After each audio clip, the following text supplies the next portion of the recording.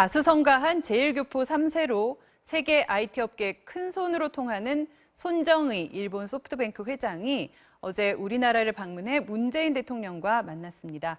이 자리에서 손 회장은 역대 대통령들과의 만남에서처럼 이번에도 국내 IT 산업이 나아갈 방향을 제시했는데요. 첫째도 인공지능, 둘째도 인공지능, 셋째도 인공지능이라고 강조했습니다. 어제는 또 공교롭게도 일본의 수출 규제 조치가 적용된 첫날이기도 했는데요. 손정의 회장은 재계 총수들과도 만나 현안에 대해 많은 이야기를 나눴다고 밝혔습니다. 오늘 금요일 오아시스는 이 이야기 좀 더 자세히 살펴보겠습니다. 신기주 경제문화 전문기자 나와 있습니다. 어서 오세요. 네, 안녕하세요. 자, 어제 청와대에서 문재인 대통령, 손정의 회장 만남, 이 2012년 대선 이후 두 번째 만남이었죠? 네, 맞습니다. 2012년 당시에 문재인 대통령께서 대선 후보였을 때 만나서 동북아 슈퍼그리드 비전이라는 걸 논의한 적이 있습니다. 네. 이 슈퍼그리드라는 게 결국은 스마트한 전력망을 통해서 동북아 각국이 전기를 공유한다는 개념인데 그 손정의 회장은 대표적인 탈원전주의자고요. 네. 사실은 그렇기 때문에 여러 가지로 컨센서스가 형성되었다고 봐서 이번의 아젠다도 역시 동북아 슈퍼그리드가 아니겠느냐 추정했는데 전혀 다른 얘기 말씀하신 것처럼 첫째도 인공지능, 둘째도 인공지능, 셋째도 인공지능이라는 얘기가 나와서 사실 뜻밖이라는 얘기를 했었습니다만 사실 한일의 경제 이슈들이 복잡하게 얽혀있는 상황에서 만났기 때문에 그 현안에 관련된 얘기들도 많이 주목받은 면담이었죠. 네. 자, 이 IT 업계 투자의 대부다 또 이 종교 지도자급의 권위자나 전문가를 가리키는 이 구루라는 단어가 있죠. IT 구루라고도 일컬어지는데 맞습니다. 이 손정의 회장 어떤 인물입니까? 네, 사실 말씀하신 것처럼 이제 그 제1교포 3세입니다. 그리고 자수성가한 인물이고요. 소프트뱅크라는 회사를 열었고 지금은 소프트뱅크가 원래는 야후라는 그 포털 사이트의 일본 판권을 갖고 성장했지만 이제는 투자 회사에 가깝게 회사를 변모시켰습니다. 저는 이렇게 한마디로 정의할 수 있겠다 싶은데 손정의는 아시아의 미래를 사들이는 사람입니다. 그러니까 이제 소프트뱅크 비전 펀드라고 하는 100조 원대 규모의 펀드를 갖고 있고요. 이 펀드를 통해서 일본뿐만 아니고요. 한국, 일본 그리고 동남아시아의 미래를 지배할 만한 기업들을 미리 투자하고 사들이고 있는데요. 대표적인 성공 사례가 중국의 마인 회장의 알리바바죠. 알리바바에 투자해서 굉장한 이익을 얻었지만 그보다 더 중요한 건 손정의 회장이 실질적으로 중국의 온라인 상거래를 지배하고 있다는 것입니다. 그게 한국에서도 역시 쿠팡이라는 회사에 투자를 했고 2조 5천억 원 정도인데 우리한테 큰 돈이지만 쿠팡이 여전히 적자임에도 불구하고 더 투자를 하겠다고 하는 것은 한국의 온라인 유통 비즈니스의 미래를 장악하고 싶다는 야심이 있는 인물이고요. 이런 대표적인 예 중에 하나가 우버 또는 그랩이라고 하는 동남아에서의 그 공유 자동차 서비스 또는 미국의 자동차 서비스에 회사에 투자를 하고 있는데요. 이런 얘기까지 나옵니다. 소프트뱅크가 전 세계의 공유 자동차 시장의 판도를 바꾸고 교통 질서를 구분하고 있을 정도의 영향력을 발휘하고 있다는 얘기까지 하거든요. 핵심은 소프트뱅크의 손정의 회장이 원하는 것은 한국의 미래에도 관심이 있다는 거죠. 그러니까 이 제1교포 3세인데 사실 가깝다면 가깝고 멀다면 멀 수 있는 관계인데 우리나라와 이렇게까지 또 끈끈한 유대 관계를 맺고 있는 이유 뭘까 좀 궁금하기도 하거든요. 네, 말씀하신 것처럼 일단 한국과 관계가 없는 인물이 아닙니다만 그보다 더 중요한 것은 한국이란 국가가 갖고 있는 그 기업인의 미래 가치에 대한 관심이 매우 큽니다. 사실은 지금 이번에도 기업인들도 많이 만났습니다만 실제로 한국에 우리가 알 만한 많은 벤처 기업인들이 주요한 의사결정의 과정에서 손정의 회장과 논의를 하거나 그 물밑에서 컨설팅을 받는 경우가 상당히 있습니다. 그러니까 사실 의미양으로 상당한 도움을 받고 있다는 것이고요. 그 과정에서 사실 한국의 벤처 사업가들에 대한 가능성을 크게 봤던 것으로 알고 있고 그게 이번에도 한국과 투자 관련돼서 논의를 하고 있는 이유가 되는 겁니다. 그러니까 한국은 중국이나 또는 동남아시아에 비해서 게임 또는 온라인 포털 또는 메신저 서비스 같은 미래지향적인 산업에 대한 가능성이 매우 높거든요. 손정의 회장은 거기에 투자하고 그래서 아시아의 미래를 먼저 선점하고 싶어 하는 거죠. 자, 과거에도 DJ 정부 시절에 초고속 인터넷망을 깔아라 이런 조언을 한다든지 또 이후 노무현 전 대통령 때는 그 게임 산업, 온라인 게임 산업에 대한 어떤 조언을 아끼지 않았었는데 이번에는 인공지능에 대한 그 강조를 아주 많이 했더라고요. 어떤 조언들을 좀 했나요? 네, 맞습니다. 사실은 그 각 정권마다 그 손정의 회장과의 면담이 어찌 보면 그 기술의 향방을 가르는 중요한 면담이 되곤 해서 이번 역시도 어떤 화두가 나올지 궁금했습니다. 네. 말씀하신 것처럼 그 과정에서 게임 또는 초고속 인터넷이 발달한 게 사실이니까요. 이번에는 말씀드린 것처럼 인공지능 AI인데요. AI에 관련돼서 한국이 비록 후발주자이지만 그러나 단번에 따라갈 수 있는 방법을 찾아내야 한다라고 했는데 찾아낼 수 있다는 기대와 그 가능성에 대한 베팅을 하겠다는 의지로 읽힙니다. 네. 특히 인공지능이 무엇인지를 생각해 보면 이게 매우 중요한 포인트인데요. 현재 미중 무역 갈등에 관련된 논의가 있으면서 우리는 화웨이 또는 5 통신 기술 얘기를 많이 합니다만 네. 사실 최종 기술 패권의 향방은 인공지능의 패권을 누가 가져갈 것이냐로 결정된다는 건 미국의 실리콘밸리와 그러니까 중국의 시노코밸리가 모두 다 알고 있는 이슈입니다. 네. 그래서 그걸 갖고 미국에선 역시나 중국이 승리할 수 있는 몇 가지 가능성. 예를 들면 인공지능은요. 거대한 빅데이터가 필요하거든요. 그렇죠. 그 빅데이터를 활용해서 어떻게 인간이 기계와 함께 딥러닝이라는 개념으로 사고할 것인지가 핵심인데요. 네. 중국은 아시다시피 굉장히 땅덩어리가 높고 인구가 네, 많으니까 네. 인공지능에 기반이 되는 빅데이터가 많기 때문에 미국이 불리한 게 아니냐 이런 우려가 나오면서 위기감을 느끼고 있고 그게 미중 무역 갈등의 촉발자가 되기도 했습니다. 한국의 경우에 가능성이 있다고 보는 것은 네. 한국은 아시다시피 O2O 비즈니스가 굉장히 발달되어 있어요. 그러니까 이제 메신저를 통한 형태의 상거래가 많이 발달되어 있으니 네. 그런 빅데이터를 활용하면 인공지능 관련돼서도 한국도 가능성이 있다라고 하는 비전을 주는 것이 네. 손정희 회장의 제안이고요. 그러니까 단지 정부가 많은 규제를 혁신하고 인공지능 발달을 위해서 인프라를 투자해 주면 한국의 기업인들이 빨리 다 따라잡을 수 있을 거라고 하는 화두를 던져주고 간 것이라고 네. 읽힙니다.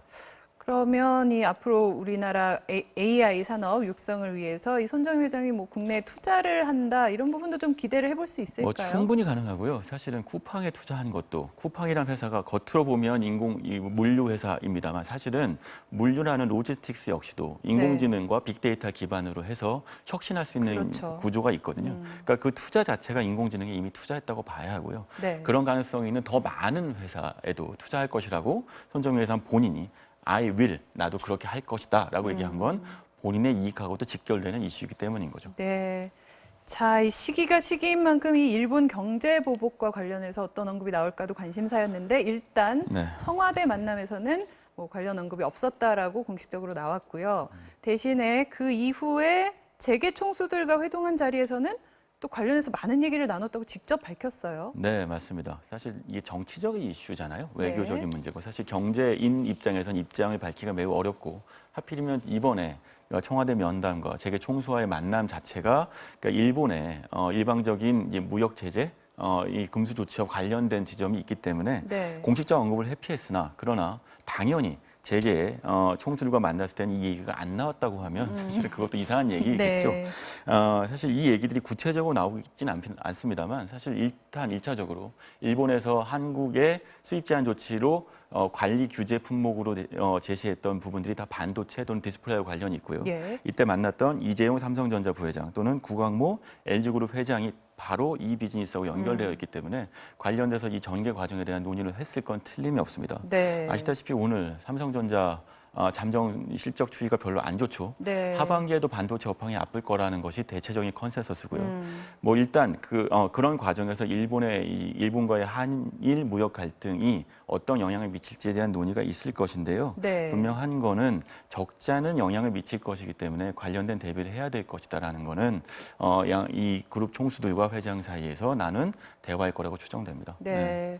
요즘 이 국내 재계 총수들이 잇따라 이 세계적인 큰 손들과 회동을 갖고 있는 게 아닌가 이런 생각이 드는데 특히 어제 자리는 이재용 삼성전자 부회장이 주선한 자리였다고 해요. 네, 사실 그 손정희 회장이 굉장히 크게 베팅한 투자하는 회사가 있습니다. 네. 무려 36조 원이나 들어서 영국에 있는 ARM이라고 하는 반도체 설계 회사를 인수했는데요. 네.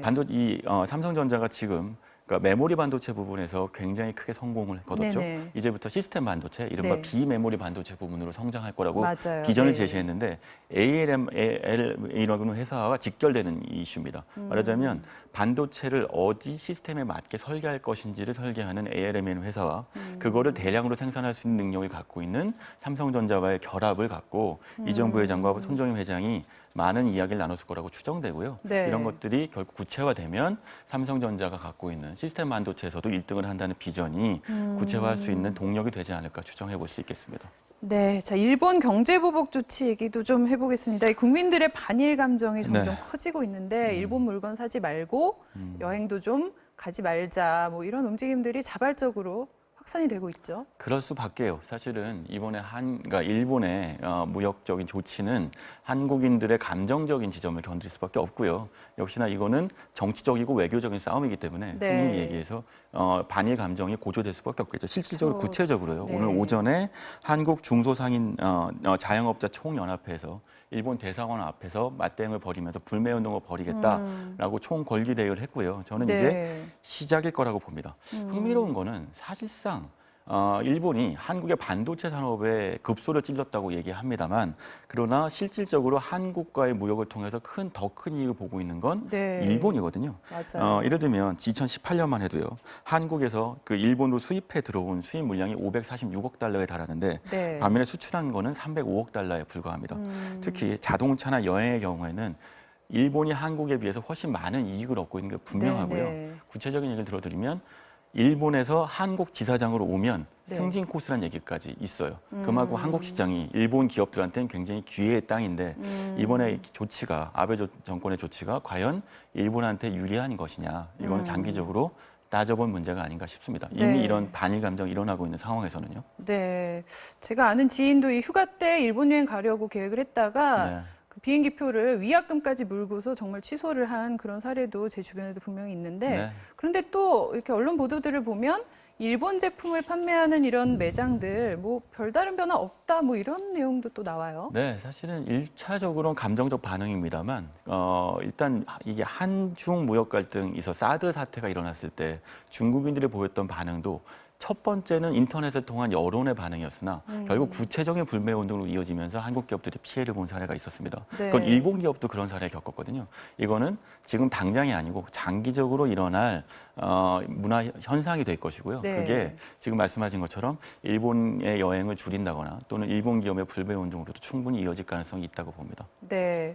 뭐 불매 운동에 동참 안 한다 그래서 또 매국노다 뭐 이런 식의 너무 극단적인 반응은 좀 지양을 해야겠죠. 네, 그거는요. 그 일본 기업 자체가 일본의 아베 정권의 이런 조치 자체가 어찌 보면 한국 내 혼란이나 의견의 분열을 조장하려는 측면도 있기 때문에 그거는 바람직하지 않은 선택이라고 할 수 있겠죠. 네. 하지만 또 생각을 해보면 지금 아베 정부가 그 위안부 문제라든지 강제징용 배상 이런 어떻게 보면 인류 보편의 가치와 관련된 부분에 있어서 또 사상 유례없는 노골적인 무역 보복 조치를 가한 것이기 때문에 또 이런 움직임이 일어나는 거는 어떻게 보면 좀 당연하다 그런 생각이 드는데 네. 이런 자발적인 시민들의 불매 운동이 만약에 확산된다면 좀 어떤 효과를 가져올까요? 네, 한국 정부가 일본과 말하자면 정치 외교적 협상을 벌이는 데 있어서 매우 유리하겠죠, 사실은. 그러니까 사실 이런 부분에 있어서 만약 예를 들면 한국 내 여론이 반도체 수출에 불리하기 때문에 일본 정부 어떤 식으로든 타협해야 된다는 쪽으로 여론이 흘러가면 네. 한국 정부 입장에서는 외교적 노력을 기울이기가 매우 어려울 겁니다. 사실 아시다시피 최근에 있었던 G20 정상회담 때서 한일 정상회담만 열리지 않았잖아요. 네. 그 외교 의장국 입장에서 봤을 때 이런 식의 선택을 하는 것 자체가 이미 분노를 자아낼 만한 일인데 그렇죠. 그 이후에 직후에 G20 정상회담에서 이제 정말 글로벌 무역을 확산시키자는 얘기를 의결하고 나서 곧바로 이런 식의 말하자면 반무역적 조치를 취한다고 하는 것은 한국 국민들이 당연히 응당 분노해야 되는 일이고 당연히 이제 한국 정부 역시도 이런 여론, 국내 여론을 등에 업고 일본 정부와 협상을 벌이게 되겠죠. 하지만 문제는 뭐냐면 이게 아베 정권이 국내 정치적 이슈로 이른바 한일 무역 갈등을 이용하고 있다는 것이 네. 이슈가 장기화될 조짐이 보이고 있어서 그게 우려되는 측면입니다. 네, 어떤 점에서 좀 그렇게 분석을 하십니까? 네, 일단 지난 4월이었죠. 그러니까 일본 내에서 이제 그 지방선거가 있었고요. 국회의원 보궐선거가 있었는데요. 그 당시에 보궐선거에서 패배하게 됩니다. 아베 정권이. 그 네. 이유는 4월 12일에 한국이 그 세계무역기구를 통해서 그 후쿠시마산 수산물 수입 금지 조치에 관련해 제소를 했던 거에서 네. 역전승을 거뒀죠. 그렇죠. 이 이슈가 매우 중요한 국내 정치에 타격을 입혔다고 봤고요. 그러니까 앞으로 지금 7월 말이 되면 이른바 그 새로운 선거가 열리게 되는데요. 참여연 네. 선거 과정에서 아베가 승리하기 위해서는 아베 정권이 이런 한국과 일본 사이의 무역 갈등을 정치적으로 이용할 필요가 있습니다. 아시다시피 아베 정권은 가장 핵심적인 정치적 목표가 개헌이잖아요. 네. 개헌을 위해서는 이번 7월 말에 있을 참여연 선거에서 반드시 승리를 거둬야 네. 되고요. 그러니까 한국과의 무역 갈등을 불사하겠다라는 심지어는 한 일본 기업들 일부가 피해를 보더라도 네. 정치적인 목적으로 무역을 이용하겠다는 목적이 뚜렷해 보이기 때문입니다. 네. 자, 보복 첫날인 어제가 또 참의원 선거운동 개시일이었다는 네. 점도 의미심장한데 그 내년에 도쿄올림픽도 우리가 앞두고 있는데 경제 갈등 어느 정도까지 좀 이어질 거라고 보시는지 짧게 정리해 주시죠. 네, 지금 일본은 아시다시피 레이와 시대죠. 5월 1일 날 새로운 일왕이 네. 집권하면서 사실 레이와 시대가 열렸는데요. 이거 이후에 새로운 형태의 일본을 만들기 노력하고 있습니다. 그게 지금 아베가 그리는 것은 좀 더 개헌을 그 기점으로 한 전쟁을 할 수 있는 보통 국가를 지향하고 있는 것인데요. 이 목적이 분명한 한 한국과 일본 사이의 갈등은 내년 상반기까지도 쉽게 풀리지 않지 않을까 예상해 봅니다. 네. 자, 구매력, 즉 바잉 파워라는 단어가 있죠. 하지만 판매력이라는 단어는 없습니다. 우리 국민들은 일본 상품과 서비스에 대해 상당한 구매력을 갖고 있습니다. 정부는 정치 외교적 대응만 하면 되지만 외교적으로 협상력을 가지려면 우리 국민 스스로 갖고 있는 힘이 뒷받침돼야 하지 않을까요? 이 사드 사태로 인해 우리가 중국으로부터 어떤 피해를 당했었는지 생각해 보면 답이 나올 것 같습니다. 오늘 금요일 오아시스는 여기서 마무리하겠습니다. 신기주 기자와 함께했습니다. 말씀 고맙습니다. 네.